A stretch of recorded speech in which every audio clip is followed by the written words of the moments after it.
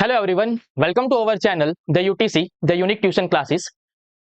GPSC ના કેલેન્ડરમાં હમણાં જ રોડ અને બિલ્ડિંગ ડિપાર્ટમેન્ટમાં અસિસ્ટન્ટ એન્જિનિયર કે જેમાં ઇલેક્ટ્રિકલ એન્જિનિયર્સ માટેની ભરતી બહાર પાડવામાં આવી છે. તો અમારી ચેનલ યુટીસી દ્વારા આ એક્ઝામની તૈયારીઓ કરાવવા માટે યોદ્ધા બેચ લોન્ચ કરવામાં આવ્યો છે. જો તમે આ એક્ઝામની તૈયારીઓ કરવા માંગતા હોય તો આજે જ અમારી એપ્લિકેશન ધ યુટીસીમાં જોડાઓ અને અમારા યોદ્ધા બેચમાં તમે એનરોલ કરી શકો છો. અને આ અમારી એપ્લિકેશનની જે લિંક છે એ આ વિડીયોના ડિસ્ક્રિપ્શનમાં ઇઝીલી અવેલેબલ છે. ક્લિયર? તો આજનો જે લેક્ચર છે એ સ્ટાર્ટ કરતા પહેલા હું પહેલા પોતાનું મારું ઇન્ટ્રોડક્શન આપી દઉં. Myself Zubin Parekh. I have completed my PhD degree from Sardar Patel university in the field of semiconductors. તમારો જે એક્ઝામનો સિલેબસ છે અસિસ્ટન્ટ એન્જિનિયર માટેની જે એક્ઝામ છે એનો જે સિલેબસ છે એમાં જે ઇલેક્ટ્રોમેગ્નેટિક ફિલ્ડ્સનું જે ચેપ્ટર છે તો એનો એક ટોપિક છે કેપેસિટન્સ. એક કેપેસિટન્સ ટોપિક એ આજે આપણે સ્ટાર્ટ કરીશું. તો ફર્સ્ટ ઓફ ઓલ કેપેસિટન્સ સમજતા પહેલા એ સમજવું પડે કે કેપેસિટર છે શું, કેપેસિટર કઈ રીતે ફોર્મ કરવામાં આવે છે એ પહેલા સમજવું પડે. ક્લિયર? આપણને બધાને ખ્યાલ હશે કે કેપેસિટર છે શું. કેપેસિટર બેઝિકલી બે પ્લેટ છે. ક્લિયર? અને એ બે પ્લેટ વચ્ચે કંઈક મીડિયમ છે જેને આપણે કહીએ છીએ ડાઇઇલેક્ટ્રિક મીડિયમ. એ ડાઇઇલેક્ટ્રિક મીડિયમ ની આસપાસ બંને મેટાલિક પ્લેટ હોય છે. કહેવાનો મિનિંગ કે બે મેટાલિક પ્લેટની વચ્ચે આપણે કયું મીડિયમ રાખીએ છીએ? ડાઇઇલેક્ટ્રિક મીડિયમ રાખીએ છીએ. હવે ડાઇઇલેક્ટ્રિક મીડિયમ ત્રણ ટાઈપના હોઈ શકે: સોલિડ, લિક્વિડ, ગેસ. સોલિડમાં આપણને ખબર છે કે કયા કયા હોઈ શકે? માઇકા હોઈ શકે, સિરામિક હોઈ શકે. ક્લિયર? સિમિલરલી લિક્વિડ પણ હોઈ શકે અને ગેસીસ પણ હોઈ શકે. ગેસીસમાં પણ આપણે ડ્રાય એર ને બધું રાખી શકીએ છીએ. ક્લિયર? તો જ્યારે બે મેટાલિક પ્લેટ ને વચ્ચે ડાઇઇલેક્ટ્રિક મીડિયમ રાખીને એ બંને મેટાલિક પ્લેટને બેટરી વડે જોઈન કરવામાં આવે, ક્લિયર, બેટરી વડે કનેક્ટ કરવામાં આવે ત્યારે જે ફોર્મ થાય ને આખી જે ઇન્સ્ટ્રુમેન્ટ ટાઈપ ઓર ઇક્વિપમેન્ટ ટાઈપ અને આપણે શું કહીએ છીએ? કેપેસિટર કહીએ છીએ. ઓકે, આપણને ખબર છે કે જો આપણે બે મેટાલિક પ્લેટ લઈએ, એક મેટાલિક પ્લેટ લઈ લો તો એમાં શું છે? પોઝિટિવ અને નેગેટિવ આયન બંને હશે. કારણ કે કોઈ પણ મેટલ હશે, આપણને ખબર છે કે દરેક મેટલ હશે એ એમાં શું હશે? પ્રોટોન, ઇલેક્ટ્રોન અને ન્યુટ્રોન હશે. ક્લિયર? બટ પ્રોટોન અને ઇલેક્ટ્રોન મેઇન આપણને ખબર છે કે જો ઇલેક્ટ્રિક કરંટ ફ્લો કરવો હોય તો ઇલેક્ટ્રિક કરંટ ફ્લો કરવા માટે શેની હાજરી જરૂરી છે? વેલેન્સ ઇલેક્ટ્રોન એટલે કે ફ્રી ઇલેક્ટ્રોન્સ જોઈએ જો ઇલેક્ટ્રિક કરંટ ફ્લો કરવો હોય તો. ક્લિયર? સો બેઝિકલી જો હું એક મેટાલિક પ્લેટ લઈશ ને તો એ એક મેટાલિક પ્લેટમાં પોઝિટિવ અને નેગેટિવ આયન બંને હશે. કહેવાનો મિનિંગ કે ઇલેક્ટ્રોન અને પ્રોટોન બંને હશે. સિમિલરલી જો બીજી પ્લેટ લઈશ તો એમાં પણ બંને હશે. બટ હવે કેપેસિટર જ્યારે ફોર્મ થાય ને ત્યારે કેપેસિટર શું કરે છે? જ્યારે આપણે બેટરી જોડે કનેક્ટ કરીએ છીએ ને તો બેટરી જોડે કનેક્ટ કરવાથી બધા ઇલેક્ટ્રોન્સ કઈ બાજુ ભાગે છે? પોઝિટિવ પ્લેટ બાજુ ભાગે છે. ઓકે, એટલે જે બે મેટાલિક પ્લેટ લીધી હતી કે જેમાં નંબર ઓફ ઇલેક્ટ્રોન્સ અને પ્રોટોન ઓલમોસ્ટ સેમ હતું, હવે શું કેસ થશે? બેટરી જોડે જોઈન કરવાથી એ નંબર ઓફ પ્રોટોન્સ અને ઇલેક્ટ્રોન આપણને ખબર છે કઈ પ્લેટ બાજુ ગતિ કરશે? ઓબ્વિયસ છે positive. Clear? Anode. And similarly proton જે છે કઈ બાજુ થશે? કેથોડ એટલે કે નેગેટિવ પ્લેટ. તો એનાથી થશે શું કે જે બે કેપેસિટરની આપણે પ્લેટ લીધી છે ને એ એક કેપેસિટર ઉપર પોઝિટિવ ચાર્જ ભેગો થઈ જશે અને એક પ્લેટ ઉપર નેગેટિવ ચાર્જ ભેગો થઈ જશે. ઓકે, અને આ બે પ્લેટને સર્ટેન ડિસ્ટન્સ ઉપર રાખવામાં આવે છે અને એ બંને વચ્ચે આપણે શું ફીલ કરીએ છીએ? કોઈ ડાઇઇલેક્ટ્રિક મીડિયમ ફીલ કરીએ છીએ, ભરી દઈએ છીએ. તો આ જે આ જે આખું સ્ટ્રક્ચર ઊભું થયું એ સ્ટ્રક્ચરને આપણે શું કહીએ છીએ?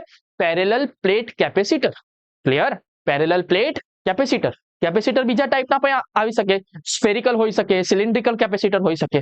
ક્લિયર? તો જ્યારે બે મેટાલિક પ્લેટ્સ લઈએ છીએ એ બંનેને એકબીજાના ડિસ્ટન્સ ઉપર સર્ટેન ડિસ્ટન્સ ઉપર રાખીને ડાઇલેક્ટ્રિક મીડિયમ ભરીએ છીએ વચ્ચે તો જે બને છે એને શું કહે છે? Parallel plate capacitor. ક્લિયર છે? તો ચલો હવે પેરેલલ પ્લેટ કેપેસિટર ને રિલેટેડ અમુક ફોર્મ્યુલાસ છે. એ અમુક ફોર્મ્યુલાસ જેમ કે સપોઝ કે હું બેટરી જોઈન કરીશ, કેપેસિટરનું કામ આપણને બધાને ખબર છે શું કરે છે? ચાર્જ સ્ટોર કરે છે એની અંદર. ક્લિયર? કહેવાનો મિનિંગ કે કઈ એનર્જી સ્ટોર કરે છે એની અંદર. તો જ્યારે ચાર્જ પોતાની અંદર સ્ટોર કરે છે કેપેસિટર, તો કેટલો ચાર્જ સ્ટોર કરશે અને એ ચાર્જ કેટલા ટાઈમ સુધી એ મેટાલિક પ્લેટ ઉપર હાજર રહેશે? ક્લિયર? અને એ જે ચાર્જ થવા માટેનો જે ટાઈમ છે એ કેટલો લાગશે? ક્લિયર? બંને મેટાલિક પ્લેટને ચાર્જ થવા માટે કેટલો ટાઈમ લાગશે? જેને આપણે કહીએ છીએ charging of capacitor. And similarly capacitor શું છે? બેટરી જેવું નથી. Clear?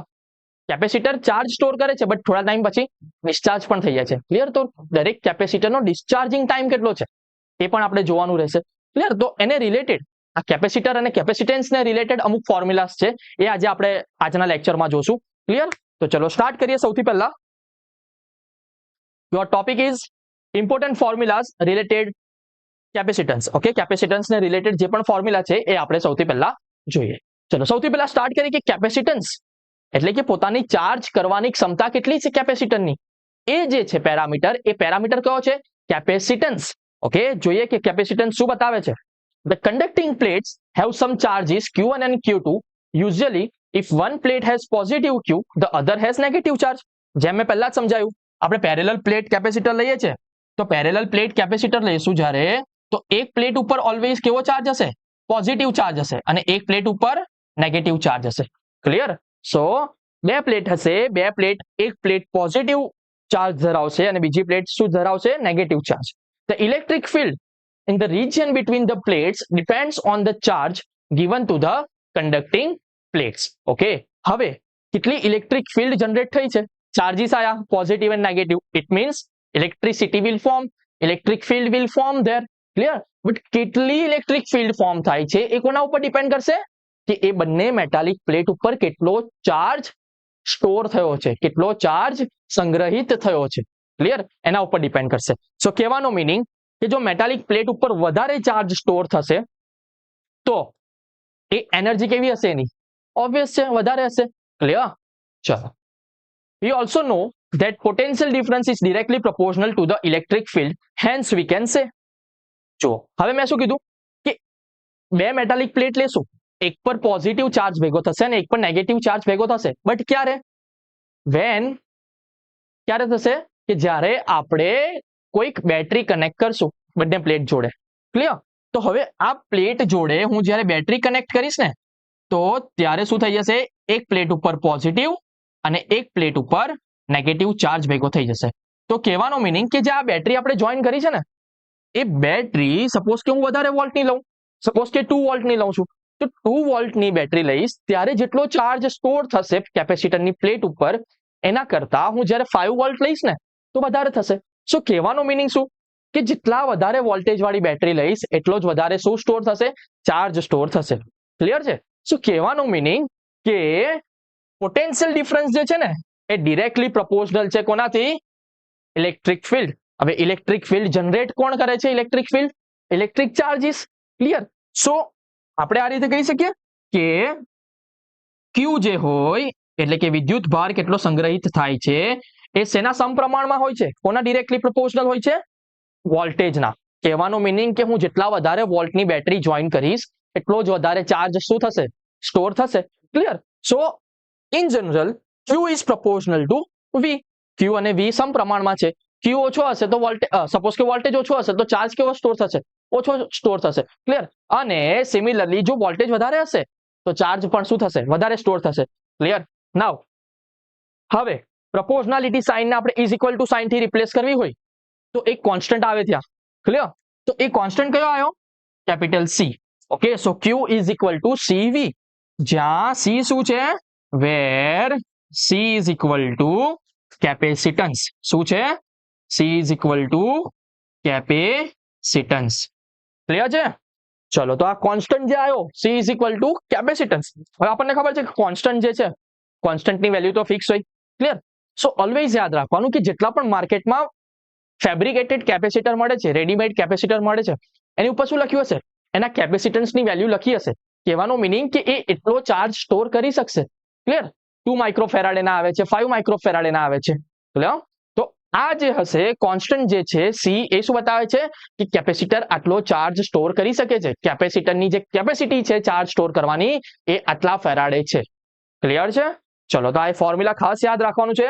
Q is equal to CV. Clear? So તમને એક્ઝામમાં પૂછ્યું હોય કે કેપેસિટન્સ ફાઇન્ડ કરવાનું પૂછ્યું હોય કોઈ પણ કેપેસિટરનું, તો ચાર્જ અને વોલ્ટેજ ગિવન હશે. So you can easily find by using this formula Q is equal to CV. Clear? Next,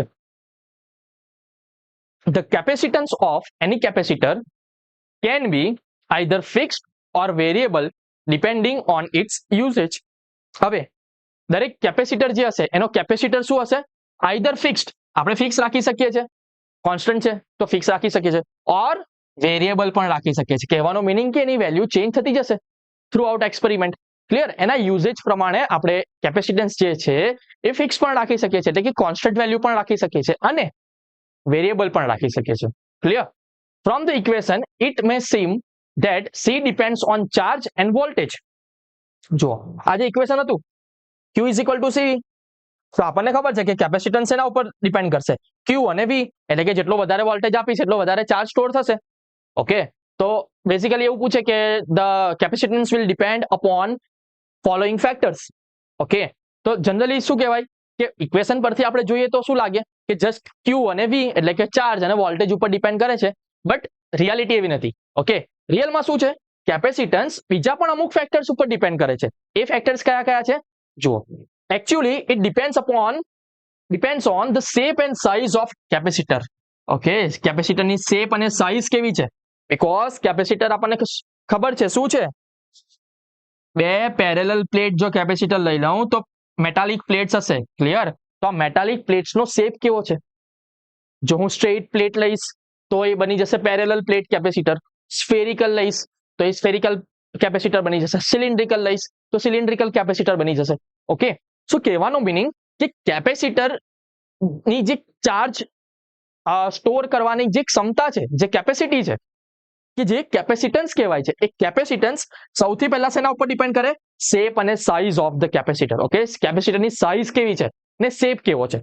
second factor શું છે, and also on the insulator used between the conducting plates. હવે આપણને મેં પહેલા સ્ટાર્ટિંગમાં કીધું કે બે મેટાલિક પ્લેટ્સની વચ્ચે શું હોય છે, ડાઇઇલેક્ટ્રિક મીડિયમ હોય છે. શું હોય છે, ડાઇઇલેક્ટ્રિક મીડિયમ હોય છે. ક્લિયર? હવે આ જે ડાઇઇલેક્ટ્રિક મીડિયમ છે, એ ડાઇઇલેક્ટ્રિક મીડિયમ જનરલી શું હોય છે, ઇન્સ્યુલેટર હોય છે. હવે આપણને ખબર છે કે ઇન્સ્યુલેટર તો ચાર્જ ફ્લો થવા નહીં દેશે, તો બે મેટાલિક પ્લેટ વચ્ચે કેમનો ચાર્જ થશે. ક્લિયર? તો એના માટે ડાઇઇલેક્ટ્રિકનો કોન્સેપ્ટ છે કે ડાઇઇલેક્ટ્રિક્સ કઈ રીતે વર્ક કરે છે. ડાઇઇલેક્ટ્રિક્સ ઓલવેઝ શું અંદર ફોર્મ થાય છે, પોલરાઇઝેશન થાય છે અંદર. ક્લિયર? કહેવાનો મીનિંગ કે પોઝિટિવ અને નેગેટિવ ચાર્જ સેપરેટ થતા જાય છે. તો પોઝિટિવ અને નેગેટિવ ચાર્જ જ્યારે સેપરેટ થાય તો ડાઇઇલેક્ટ્રિકના એક એન્ડ પર છે ને પોઝિટિવ ચાર્જ જમા થઈ જાય છે અને સેકન્ડ એન્ડ ઉપર નેગેટિવ ચાર્જ જમા થઈ જાય છે. ક્લિયર? તો કહેવાનું મીનિંગ કે ઇન્સ્યુલેટર તો આપણને ખબર છે કે ઇન્સ્યુલેટર તો પુઅર કંડક્ટર છે. ક્લિયર? એ હીટ અને ઇલેક્ટ્રિસિટીને ક્યારે પાસ થવા નહીં દેશે. બટ જે ડાઇઇલેક્ટ્રિક છે ને એ છે ઇન્સ્યુલેટર, પણ ઇન્સ્યુલેટરથી ડિફરન્ટ કઈ રીતે છે કે ઇન્સ્યુલેટર પરમેનન્ટલી ડિસેબલ છે. શેના માટે? હીટ અને ઇલેક્ટ્રિસિટી પાસ કરવા માટે. બટ જે ડાઇઇલેક્ટ્રિક છે એ ક્યારે પરમેનન્ટલી નહીં હશે. ક્લિયર? એ લોકો ટેમ્પરરી ઇલેક્ટ્રિક ફિલ્ડ જનરેટ કરશે. કેમ? જસ્ટ બીકોઝ એની અંદર શું થાય છે, પોલરાઇઝેશન થાય છે, electric polarisation. Polarisation means separation of charges. Positive અને નેગેટિવ ચાર્જ શું થઈ જાય છે, સેપરેટ થઈ જાય છે. ઓકે, સો કેપેસિટન્સ જે છે એ કેપેસિટન્સ આની પર પણ ડિપેન્ડ કરશે કે એની અંદર આપણે કયો ડાઇઇલેક્ટ્રિક મીડિયમ ભર્યો છે, માઇકા શીટ લીધી છે કે પછી સિરામિક લીધું છે, શું લીધું છે એની અંદર. Okay, so dielectric medium, then shape and size of this plates, કેવો સાઇઝનો અથવા કેવી શેપનો કેપેસિટર છે એના ઉપર ડિપેન્ડ કરે છે. ક્લિયર?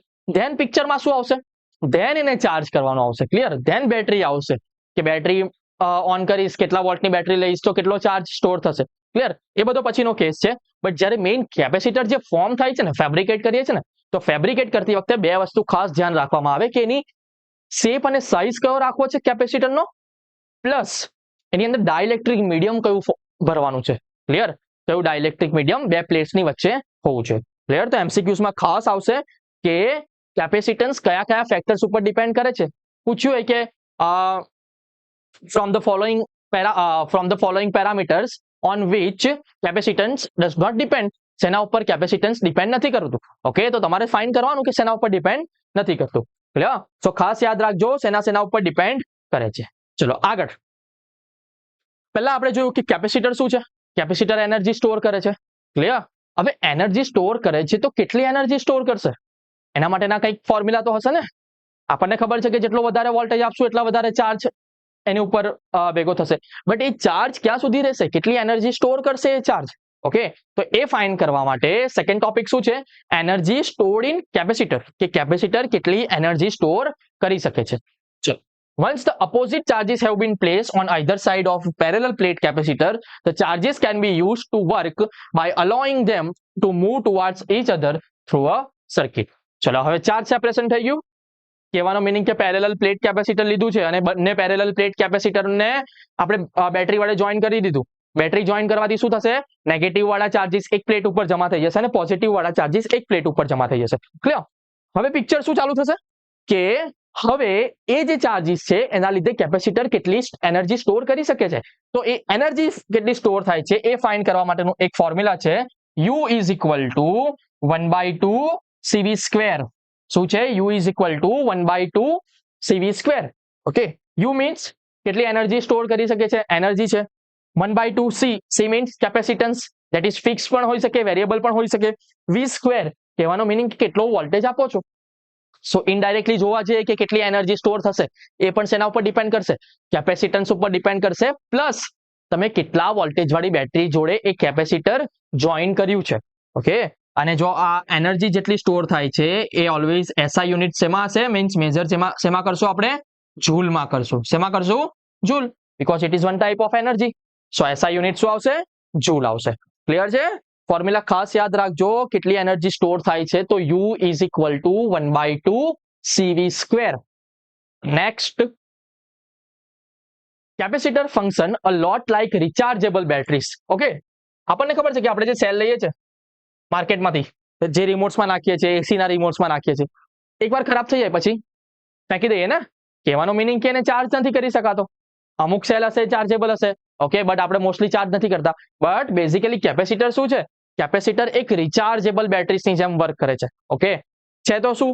એનર્જી સ્ટોર કરશે, બેટરીની જેમ વર્ક કરશે, બટ પાછું રિચાર્જ કરી શકાય છે એમાં. ક્લિયર? રિચાર્જેબલ બેટરીઝ આવે. બટ આપણે જે નોર્મલ સેલ લઈએ એ એકવાર યુઝ થઈ જાય પછી ફેંકી દેવો પડે. Clear? Because it is not rechargeable. Rechargeable છે નહીં. But capacitor acts like a rechargeable batteries.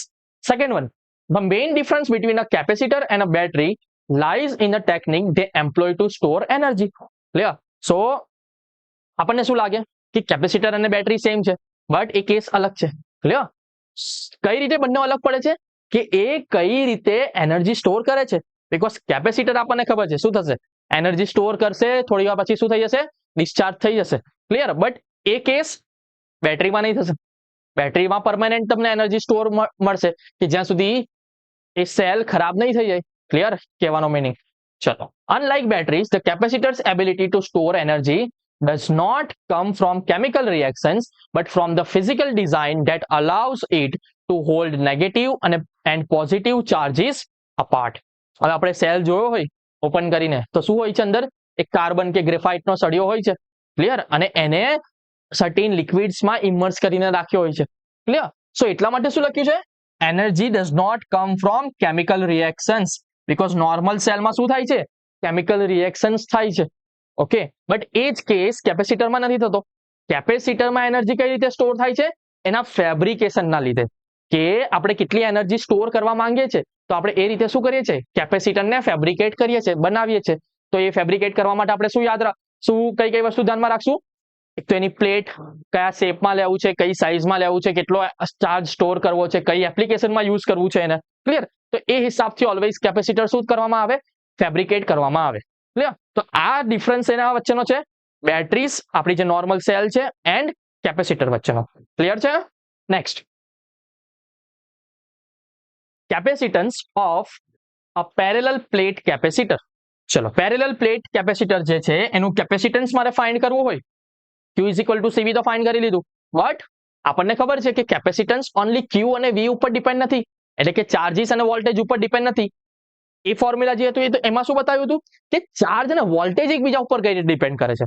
Clear? બંને ડાયરેક્ટલી પ્રપોઝનલ છે અને ડાયરેક્ટલી પ્રપોઝનલને જ્યારે આપણે ઇઝ ઇક્વલ ટુ સાઇન થી રિપ્લેસ કર્યું તો એક કોન્સ્ટન્ટ આવ્યો and that constant is capacitance C. But બીજા ફેક્ટર્સ આપણે જોયા કે capacitance shape, size, dielectric medium આ બધા પર પણ ડિપેન્ડ કરે છે. ક્લિયર? તો એ કેસમાં ફોર્મ્યુલા શું બનશે કેપેસિટન્સનું એ જોઈએ. ચલો સ્ટાર્ટ કરીએ. Capacitance of a parallel plate capacitor. Parallel plate capacitor લઈ લીધું છે. ફિગરમાં તમે ઇઝીલી જોઈ શકો છો, બે પેરેલલ પ્લેટ્સ છે. ક્લિયર? અને બે પેરેલલ પ્લેટ્સને એકબીજાથી સર્ટેન ડિસ્ટન્સ ઉપર રાખવામાં આવી છે અને એ ડિસ્ટન્સને હું શું નામ આપી દઉં છું? Small D. Distance small D. હવે જે બે પેરેલલ પ્લેટ લીધી હશે એનો સમથિંગ એરિયા હશે. સપોઝ કે એ એરિયા જે છે એ એરિયાને હું શું લખી દઉં છું? કેપિટલ A અને બે મેટાલિક એન્ડ્સ આપી દીધા છે so that we can connect this two parallel plates to a battery. Okay, battery સાથે કનેક્ટ કરી શકીએ છીએ. ક્લિયર? હવે આપણને ખબર છે કે એક પ્લેટ ઉપર શું હશે? પોઝિટિવ ચાર્જ હશે and second one will exhibit negative charge. Second plate શું ધરાવશે? નેગેટિવ ચાર્જ ધરાવશે. ઓકે, સ્ટાર્ટ કરીએ. The parallel plate capacitor as shown in the figure has two identical conducting plates each having a surface area A and separated by a distance D. Area કેટલો છે? Capital A અને distance કેટલું છે બંને વચ્ચેનું? Small d. When voltage V is applied to the plates it stores charge Q. હવે જ્યારે આપણે વોલ્ટેજ આપીએ છીએ તો obvious છે કે વોલ્ટેજ જ્યારે આપશું તો એની ઉપર શું સંગ્રહિત થશે? ચાર્જ સંગ્રહિત થશે. ચાર્જ સ્ટોર કરવાનું સ્ટાર્ટ કરશે. Okay, how much charge it will store? That we will see. The force between charges increases with charge values and decreases with the distance between them. ચલો, હવે કેટલો ચાર્જીસ સ્ટોર થાય છે એ શેના જોડે increase થાય છે? With charge values. Okay, force between charges increases and decreases with the distance between them. Means કહેવાનો મિનિંગ કે બે પેરેલલ પ્લેટ કેપેસિટર જેટલી વધારે દૂર હશે ને એટલો જ ઓછો ચાર્જ જનરેટ થશે, એટલો જ ઓછો ચાર્જ સંગ્રહિત થશે. ક્લિયર? તો એ જ પ્રમાણે એનું કેપેસિટન્સ પણ શું થશે? ડિક્રીઝ થતું જશે. Next, the bigger the area of the plates the more charges they can store. Obvious છે, હું આટલી પ્લેટ લઈ લઉં તો એની ઉપર જે ચાર્જ સ્ટોર થશે એના કરતા હું આટલી પ્લેટ લઈ લઉં તો વધારે ચાર્જ સ્ટોર થશે કારણ કે એરિયા વધી ગયો. ક્લિયર? તો વધારે ને વધારે ઇલેક્ટ્રોન્સ એની અંદર સમાઈ શકે છે અને બીજી પ્લેટ ઉપર પ્રોટોન્સ પોઝિટિવ ચાર્જ સમાઈ શકે છે. Clear? So bigger the area, કેપેસિટરની પ્લેટનો એરિયા જેટલો વધારે હશે એટલો જ વધારે શું સ્ટોર થઈ શકશે ત્યાં? More charge can store there. Okay, so second point કે ચાર્જ શેના ઉપર ડિપેન્ડ કર્યું? સૌથી પહેલા તો ડિસ્ટન્સ ઉપર. જેટલું વધારે ડિસ્ટન્સ એટલો જ ઓછો ચાર્જ અને કેપેસિટરની પ્લેટનો એરિયા જેટલો વધારે એટલો જ વધારે charge. Clear? Third, hence the value of C is greater for a large value of A. Obvious છે કે કેપેસિટન્સ ક્યારે વધશે? કે જ્યારે area of the plates, okay, પ્લેટનો જે એરિયા છે એ વધારે છે તો કેપેસિટન્સ પણ વધારે હશે. Fourth, similarly the closure the plates are the greater the attraction of the opposite charges on ધેમ. હવે દૂર જશે તો એક પર પોઝિટિવ હશે, એક બીજી પ્લેટ ઉપર નેગેટિવ હશે. દૂર હશે તો એ બંને વચ્ચે જે ફોર્સ ઓફ અટ્રેક્શન હશે એ કેવું હશે? ઓછું હશે. કેમ? બીકોઝ ડિસ્ટન્સ વધી ગયું. નાવ હું જો ડિસ્ટન્સ ઘટાડી દઉં અને બે પેરેલલ પ્લેટ કેપેસિટરને એકદમ નજીક લાવી દઉં, ભેગી નથી કરી દેવાની. ઓકે, હા, કારણ કે વચ્ચે ડાઇલેક્ટ્રિક મીડિયમ તો હશે જ. સર્ટેન ડિસ્ટન્સ ઉપર તો રાખવી જ પડશે. ઓકે, બટ મિનિમમ ડિસ્ટન્સ ઉપર રાખવું અને વચ્ચે ડાઇલેક્ટ્રિક મીડિયમ હોય તો આપણને ખબર છે કે પોઝિટિવ અને નેગેટિવ હવે શું કરશે? એકબીજાને અટ્રેક્ટ વધારે કરશે. કેમ? Because the distance is decreased. Clear? એમની વચ્ચેનું જે ડિસ્ટન્સ છે એ ડિક્રીઝ થઈ ગયું. So one more point, therefore C is greater for smaller d. So કહેવાનો મીનિંગ કે ડિસ્ટન્સ જેટલું ઓછું હશે બે પ્લેટ વચ્ચે એટલો જ વધારે ફોર્સ ઓફ અટ્રેક્શન લાગશે ને એટલું જ વધારે એનર્જી શું થશે? સ્ટોર થઈ થશે એની અંદર. ઓકે, સો ફોર્મ્યુલા આપવું હોય મારે, હવે આપણને ખબર છે કે સરફેસ શું છે? પેરેલલ પ્લેટની કેપેસિટર્સ. ઓકે, તો એ શું છે? 2D શેપ છે, પ્લેટ્સ લીધી છે તો એ સરફેસ ચાર્જ ડેન્સિટી કે એની સરફેસ ઉપર કેટલો ચાર્જ સ્ટોર થયો એ આપણે કઈ રીતે ફાઇન્ડ કરી શકીએ? Sigma is equal to Q by A. આ ફોર્મ્યુલા આપણને ખબર છે. સરફેસ ચાર્જ ડેન્સિટી, ઓકે, કે એની સરફેસ ઉપર કેટલો ચાર્જની ડેન્સિટી મીન્સ કે કેટલું વધારે ચાર્જ સ્ટોર થયો છે તો એ ફાઇન્ડ કરવું હોય તો sigma is equal to Q by A. Next, when the distance of separation D is small, the electric field between the plates is fairly uniform and its magnitude is given by. હવે જો બે plate વચ્ચેનું distance ખૂબ ઓછું હશે તો electric field કેવી હશે? યુનિફોર્મ હશે. કેમ યુનિફોર્મ હશે? કન્ટિન્યુઅસલી જો ડિસ્ટન્સ ઓછું છે તો જે ફોર્સ ઓફ અટ્રેક્શન હશે એ કેવું રહેશે? ઇક્વલ રહેશે. તો કહેવાનો મિનિંગ કે ઇલેક્ટ્રિક ફિલ્ડ કેવી હશે? યુનિફોર્મ હશે. તો આ ઇલેક્ટ્રિક ફિલ્ડ ફાઇન્ડ કરવા માટેનું ફોર્મ્યુલા કયું છે? E is equal to sigma by epsilon naught. Okay, first one કયું હતું? Surface charge density. Surface charge density શું હતી? સિગ્મા. તો sigma is equal to Q by A. કહેવાનો મિનિંગ કે એરિયા જે છે પ્લેટનો પર એરિયામાં કેટલો ચાર્જ સ્ટોર છે એને શું કહેવાય? Surface charge density. Similarly electric field find કરવા માટે E is equal to sigma by epsilon naught. હવે એપ્સાઇલોન નોટ આપણને ખબર છે શું છે, permittivity of space. Okay, then as the electric field between the plates is uniform, the potential difference between the plate is given by. હવે electric field આવી તો electric ફિલ્ડમાં ઇલેક્ટ્રિક ચાર્જીસને એક જગ્યાએથી બીજી જગ્યાએ લઈ જવાનું કામ કોણ કરે? વોલ્ટેજ કરે, બેટરી કરે. ઓકે, બેટરી શું કરે છે? એ પોટેન્શિયલ પ્રોવાઈડ કરે છે કે એ પોટેન્શિયલના લીધે શું થાય છે? ચાર્જીસ કેન ફ્લો, ચાર્જીસ એક જગ્યાએથી બીજી જગ્યાએ ફ્લો કરી શકે છે. તો આ વોલ્ટેજ કેટલો જનરેટ થયો એના માટે આપણને ખબર છે કે ઇલેક્ટ્રિક ફિલ્ડનું એક સિમ્પલ ફોર્મ્યુલા છે, E is equal to V by D. Okay, V divide by D. V શું છે? એમાં વોલ્ટેજ છે એન્ડ D શું છે? ડિસ્ટન્સ છે. ક્લિયર? ચલો, નાવ V is equal to, તો આ ફોર્મ્યુલા પરથી V is equal to શું થઈ જશે? E into D થઈ જશે, મલ્ટીપ્લાયમાં જતું રહેશે તો E into D. ચલો હવે E ની વેલ્યુ પુટ કરું છું તો E is equal to શું છે? Sigma by epsilon naught and small d will be there, small d multiplication માં છે. Clear? is equal to, now sigma શું છે? Surface charge density. So sigma is equal to q by a. તો sigma ની જગ્યાએ હું શું put કરું છું? q divide by a. So formula શું બની જશે? qd divide by epsilon naught a. Clear? આ શું બતાવે છે કે વોલ્ટેજ થી આપણે કેટલો ચાર્જ સ્ટોર કરી શકીએ છીએ એ બતાવશે. કારણ કે ડિસ્ટન્સ ફિક્સ હશે, એરિયા પણ ફિક્સ હશે, બીકોઝ આપણે પેરેલલ પ્લેટ કેપેસિટર ફેબ્રિકેટ કરી દીધું છે તો બે મેટાલિક પ્લેટ વચ્ચેનું ડિસ્ટન્સ ફિક્સ થઈ જશે અને એરિયા પણ ફિક્સ થઈ જશે. નાઉ કેસ શું થશે કે વોલ્ટેજ આપું છું તો કેટલી ઇલેક્ટ્રિક ફિલ્ડ જનરેટ થાય છે, કેટલો ચાર્જ સ્ટોર થાય છે, તો વોલ્ટેજ ઇઝ ઇક્વલ ટુ મને શું મળશે? QD by epsilon naught A. Now કેપેસિટન્સનું ફોર્મ્યુલા ફર્સ્ટ વન જે આપણે જોયું હતું, Q is equal to CV. હવે મારે કેપેસિટન્સ ફાઇન્ડ કરવું હોય તો C ઇઝ ઇક્વલ ટુ શું થશે? Q બાય V થશે. સો Q is equal to CV પરથી C is equal to Q by V is equal to Q divide by V. વોલ્ટેજનું ફોર્મ્યુલા શું બન્યું? QD by epsilon naught A. So put કર્યું છે QD by epsilon naught A. So then Q will be gone. Okay, epsilon naught A ડિનોમિનેટરના denominator એટલે કે છેદના છેદમાં છે તો એ ક્યાં જશે? અંશમાં જતું રહેશે, ન્યુમરેટરમાં જતું રહેશે. Okay, so epsilon naught A by D. સો કોઈ પણ કેપેસિટરનું પેરેલલ પ્લેટ કેપેસિટરનું ખાસ યાદ રાખજો, પેરેલલ પ્લેટ કેપેસિટર માટેનું ફોર્મ્યુલા છે. સ્ફેરિકલ લઈશ તો ફોર્મ્યુલા ચેન્જ થઈ જશે, સિલિન્ડ્રિકલ લઈશ તો ફોર્મ્યુલા ચેન્જ થઈ જશે. ક્લિયર? સો એક્ઝામમાં ખાસ યાદ રાખજો કે પહેલા વાંચો કે કયું કેપેસિટર આપ્યું છે, પેરેલલ પ્લેટ છે, સ્ફેરિકલ છે, સિલિન્ડ્રિકલ છે. સો પેરેલલ પ્લેટ કેપેસિટરમાં કેટલું કેપેસિટન્સ છે એ ફાઇન્ડ કરવા માટેનું ફોર્મ્યુલા કયું છે? C is equal to epsilon naught A by D. કયું છે? C is equal to epsilon naught A by D. ચલો, where epsilon naught શું છે? is the permittivity of space. શું છે? permittivity of space. કેટલી છે permittivity of space? ફિક્સ હોય 8.854 into 10⁻12 ફેરાડે પર મીટર. D ખબર છે, બે પ્લેટની વચ્ચેનું ડિસ્ટન્સ કેટલું છે અને એ પણ આપણને ખબર છે એરિયા કેટલો છે પ્લેટનો. ક્લિયર? સો તમારે જસ્ટ આ ફોર્મ્યુલા યાદ રાખવાનું છે, C is equal to epsilon naught A divide by D. ચલો હવે એના રિલેટેડ શું આવી શકે? ન્યુમેરિકલ્સ પણ આવી શકે. ક્લિયર? તો એક ન્યુમેરિકલ અહીંયા છે, એને સોલ્વ કરીએ તો તમને વધારે આઈડિયા આવશે કઈ રીતે ફોર્મ્યુલાનો યુઝ કરીને એક્ઝામમાં ન્યુમેરિકલ્સ આવશે.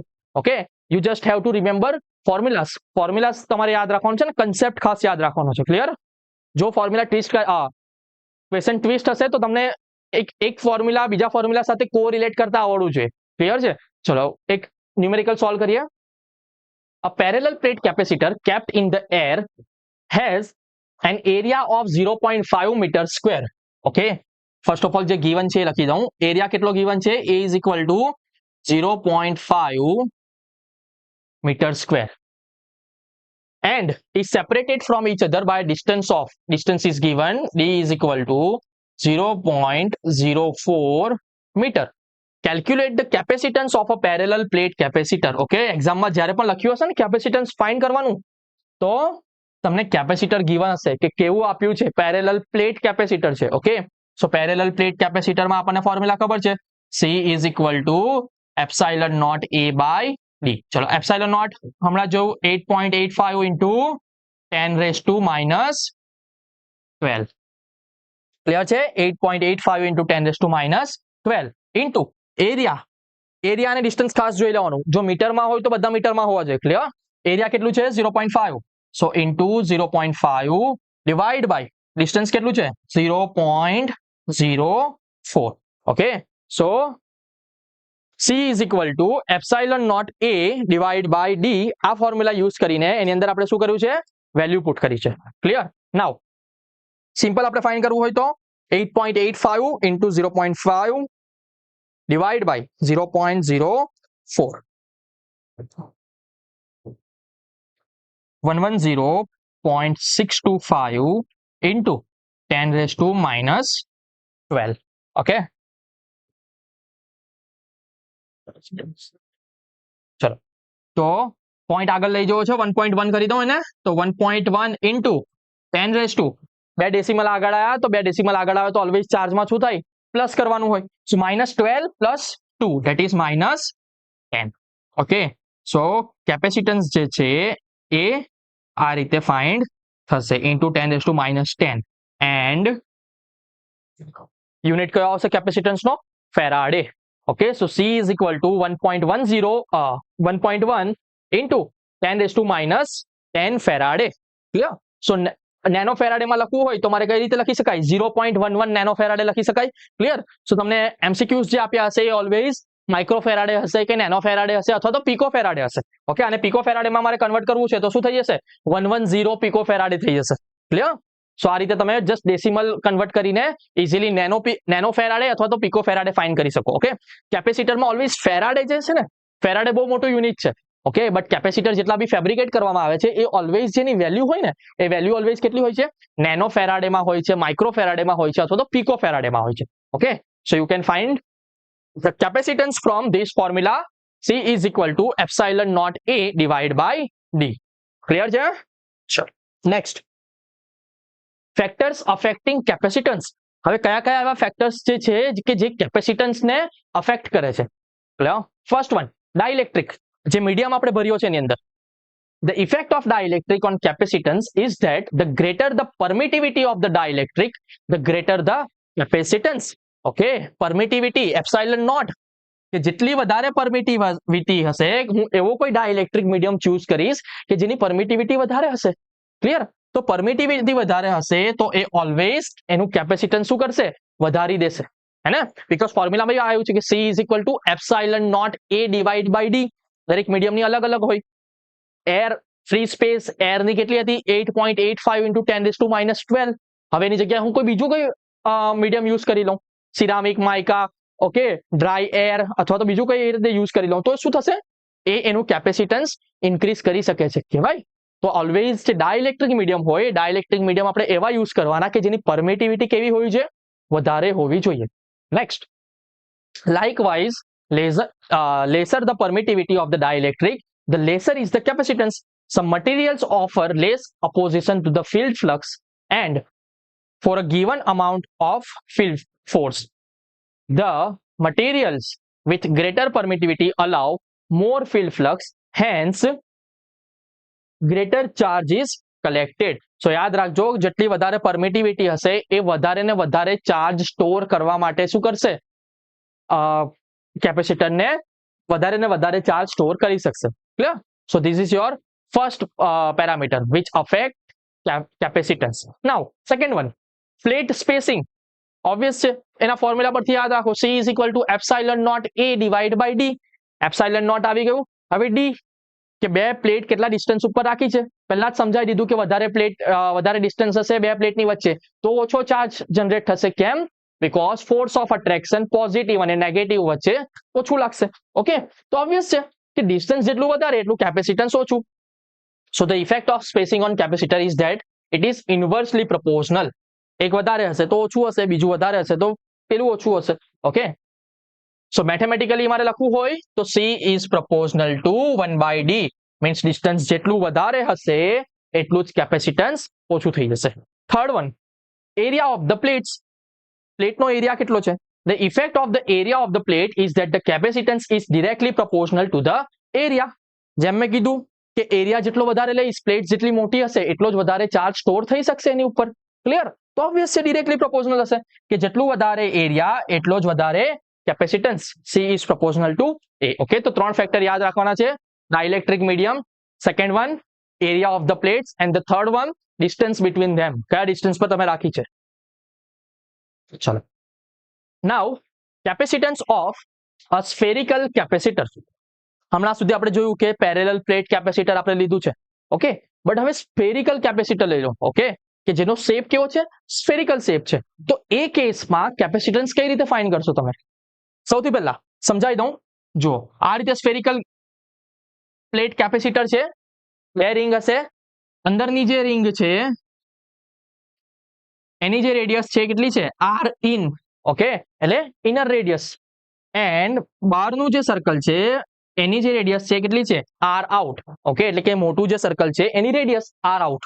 અને શું કર્યું છે?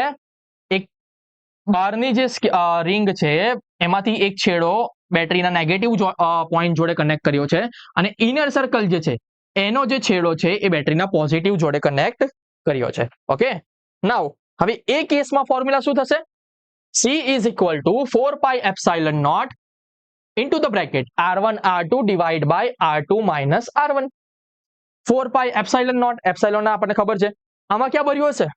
આ જે ઇનર રેડિયસ અને આઉટર રેડિયસ છે ને એની વચ્ચેનો જે પાર્ટ છે ને એમાં શું ભર્યું હશે? ડાઇલેક્ટ્રિક મીડિયમ હશે. કોઈ પણ ડાઇલેક્ટ્રિક જે સબસ્ટન્સ છે એ ફિલ કર્યો હશે. ઓકે, સો એટલે શું આવશે? એ ડાઇલેક્ટ્રિક મીડિયમ જે ફિલ કર્યું છે એનું પરમિટિવિટી આવશે epsilon naught. Okay, R1 R2 શું છે? R1 શું છે? Radius of inner circle. Inner સર્કલની જેટલી રેડિયસ હશે એટલે કે R in, અને radius of outer circle which shows R2. So you can easily find the capacitance of spherical capacitor by using this formula 4 pi epsilon naught into R1 R2 divide by R2 minus R1. obvious છે કે bigger circle છે એની radius વધારે હશે. સો આપણે શું લખ્યું? R2 પહેલા લખ્યું minus R1. ક્લિયર? સો ફોર્મ્યુલા ખાસ યાદ રાખજો. કયા કેપેસિટર માટે? સ્ફેરિકલ કેપેસિટર માટે. નાઉ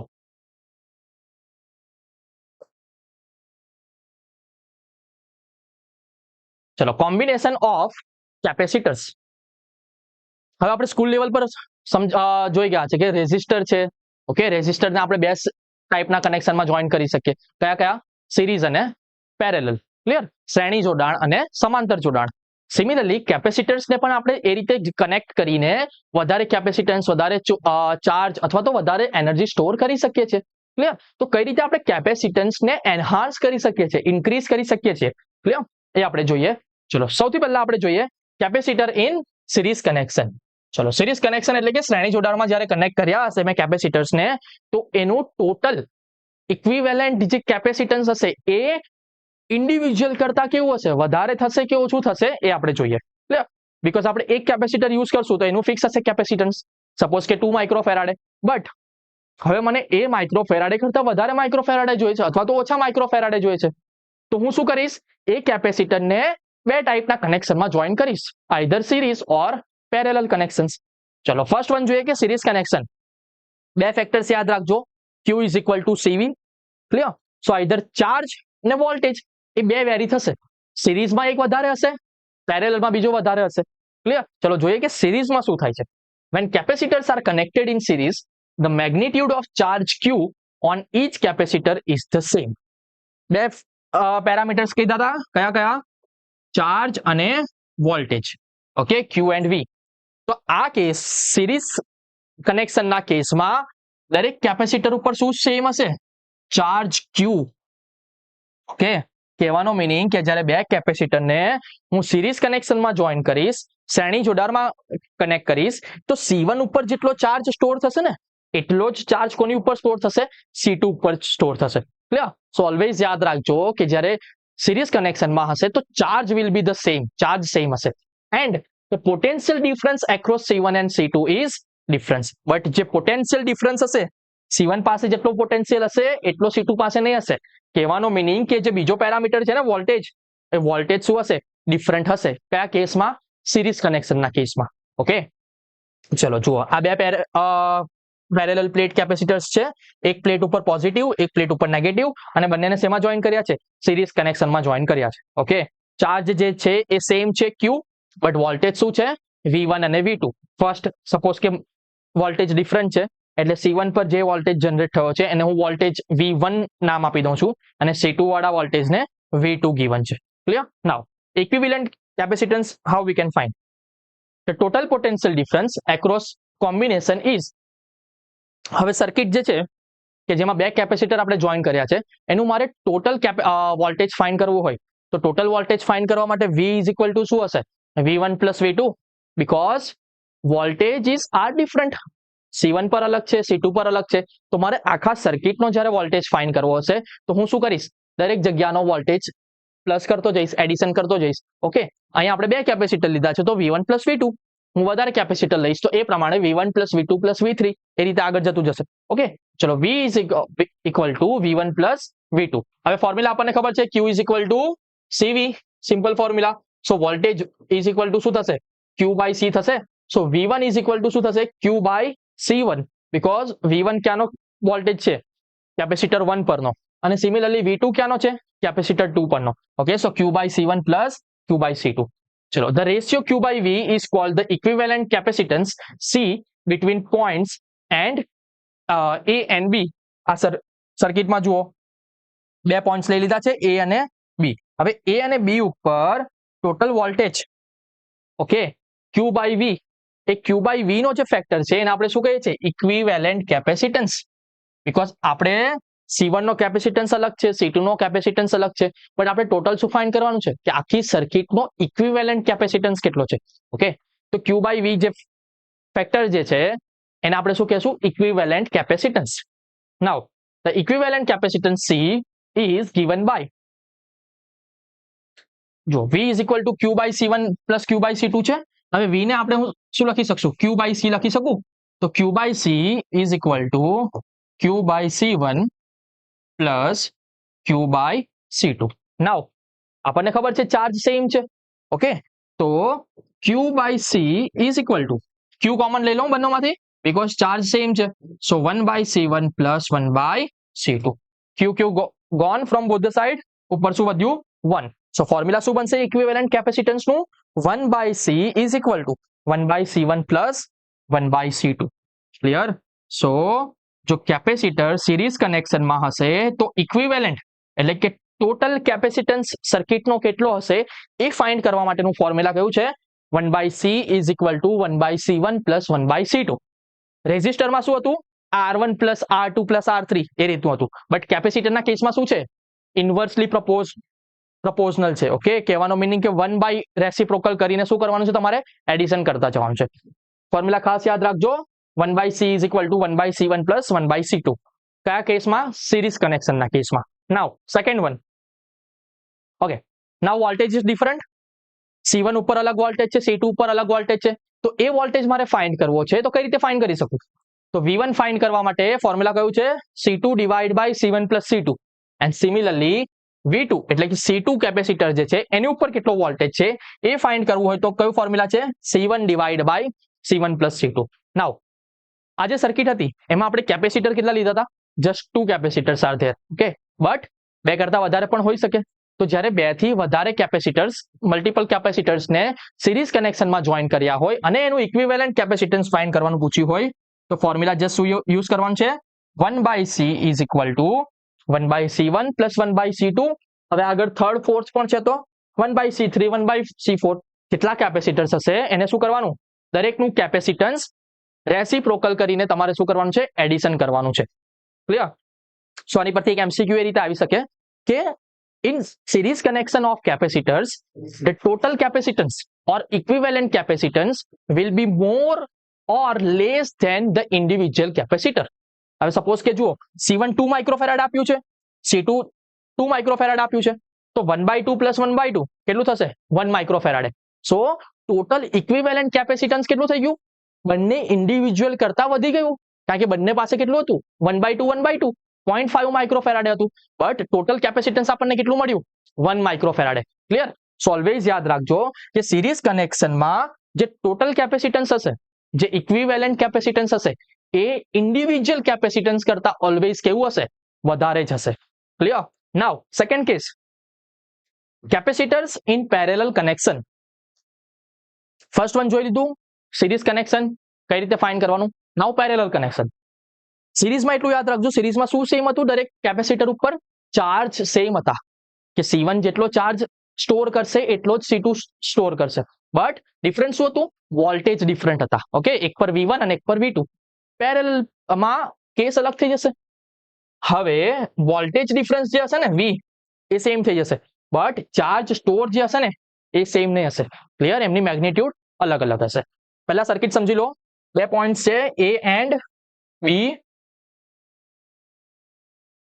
બે કેપેસિટર છે C1 અને C2 પેરેલલ કનેક્શન્સમાં જોઈન કર્યા છે. ઓકે, ચલો તો C1 ઉપર જે ચાર્જ સ્ટોર થશે એ ચાર્જ કેટલો છે, Q1, અને C2 ઉપર જે ચાર્જ સ્ટોર થશે એ ચાર્જ કેટલો છે, Q2 છે. ક્લિયર છે? બટ વોલ્ટેજ શું રહેશે, વોલ્ટેજ સેમ રહેશે. સેમ ફોર્મ્યુલા કઈ રીતે યુઝ કરીશ, પેલામાં V is equal two V1 plus V2 કર્યું હતું. ક્લિયર? બીકોઝ વોલ્ટેજ ડિફરન્ટ હતું. હવે આમાં શું છે, ચાર્જ ડિફરન્ટ છે. સો મારે સર્કિટનો ટોટલ ચાર્જ, કેટલો ચાર્જ જનરેટ થયો બંને કેપેસિટરની પ્લેટ ઉપર, એ ફાઇન્ડ કરવું હોય તો શું કરવું પડે, Q is equal two Q1 plus Q2. ચલો formula Q is equal to CV. So Q1 is equal two શું થશે, C1V, બીકોઝ બંને કેપેસિટન્સની વેલ્યુ અલગ અલગ છે C1, બટ V1 કેમ ના લખ્યું, બીકોઝ વોલ્ટેજ સેમ છે બંને કેપેસિટર ઉપર. ઓકે, સો ત્યાં મેં V1 V2 નથી લખ્યું, only Q1 is equal two C1V, similarly Q2 is equal two C2V. ચલો કોમન શું નીકળશે, વોલ્ટેજ કોમન નીકળશે. સો આ બંનેમાંથી Q is equal two voltage common C1 plus C2, અને એ જ વોલ્ટેજ ક્યાં લઈ ગયા, Q ની નીચે, ઇઝ ઇક્વલ ટુ ની બીજી સાઈડ જશે તો ક્યાં જશે, છેદમાં જતું રહેશે. So Q by V is equal to C1 plus C2. Now equivalent capacitance Q by V, આ ફોર્મ્યુલા ઉપરથી જુઓ, Q બાય V એટલે શું મળશે, કેપેસિટન્સ મળશે. સો જો બે કેપેસિટર પેરેલલ કનેક્શનમાં જોઈન કર્યા છે એનું ઇક્વિવેલન્ટ કેપેસિટન્સ ઓલવેઝ કેટલું હશે, C is equal to C1 plus C2. Okay, C is equal to C1 plus C2. Similarly charges different છે.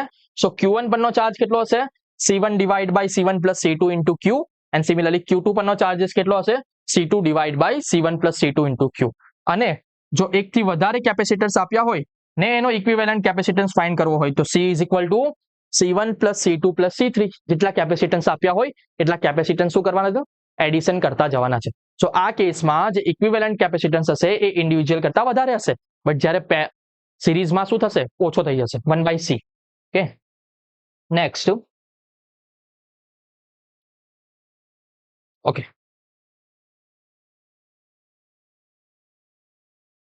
સો આ સિરીઝ અને પેરેલલ કનેક્શન્સ જે પણ છે કેપેસિટર્સના, એના ઉપરથી મલ્ટિપલ ન્યુમેરિકલ્સ આવી શકે છે.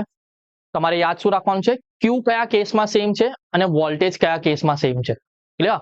આ Q અને વોલ્ટેજનો ખેલ જે છે એની ઉપરથી તમે equivalent capacitance you can easily find.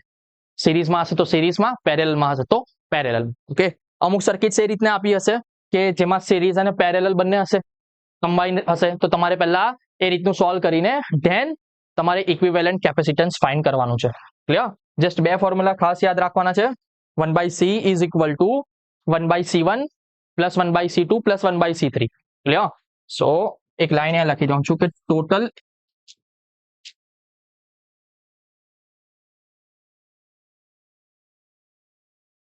total capacitance is less than the individual capacitance.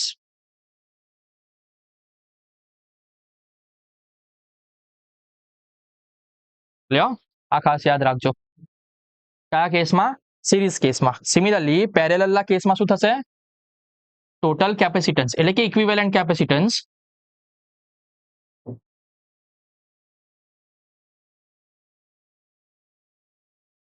will be more than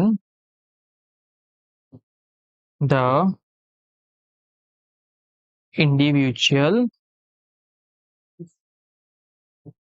capacitance. Clear? આ બે લાઈન ખાસ યાદ રાખવાની છે, એમસીક્યુઝમાં પણ આવી શકે છે કે ટોટલ કેપેસિટન્સ કયા કેસમાં વધારે હશે, સિરીઝમાં કે પેરેલલમાં. ઓકે, પેરેલલમાં ઓલવેઝ ટોટલ કેપેસિટન્સ વધારે હશે અને સિરીઝમાં જે ટોટલ કેપેસિટન્સ હશે એ ઓલવેઝ ઇન્ડિવિજ્યુઅલ કરતા કેવો હશે, ઓછો હશે. Okay, so C is equal to C1 plus C2. સો જેટલા કેપેસિટર આપ્યા હશે એટલા કેપેસિટર્સની દરેકની વેલ્યુ શું કરતો જઈશ? એડિશન કરતો જઈશ. ઓકે, સો લાસ્ટમાં તો ઓબ્વિયસ છે કે જે કેપેસિટન્સ મળવાનું છે final or total equivalent capacitance એ ઓલવેઝ ઇન્ડિવિજ્યુઅલ કરતા કેવું હશે? વધારે જ હશે. Okay, so from this formula you can easily find equivalent capacitance for parallel connections. Parallel connection માટે તમે ફાઇન્ડ કરી શકો છો. ઓકે, તો ક્લિયર છે? આ જેટલા પણ આજે ટોપિક્સ કવર કર્યા છે કેપેસિટન્સને રિલેટેડ એ બધા ફોર્મ્યુલાસ ન્યુમેરિકલ્સ માટે બહુ ઇમ્પોર્ટન્ટ છે અને એક્ઝામ્સમાં ન્યુમેરિકલ્સ માટે જસ્ટ તમારે શું યાદ રાખવાનું છે? ફોર્મ્યુલાસ એક બીજા જોડે કોરિલેટ કરતા અને યુઝ કરતા આવડવું જોઈએ. ઓકે, જો બધા ફોર્મ્યુલા ઇઝીલી યાદ હશે તો તમે ઇઝીલી બધા ન્યુમેરિકલ સોલ્વ કરી શકશો. ઓકે, સો આજના લેક્ચર માટે આટલું. નેક્સ્ટ લેક્ચર માટે એક અલગ ટોપિક જોડે મળીશું. Good bye.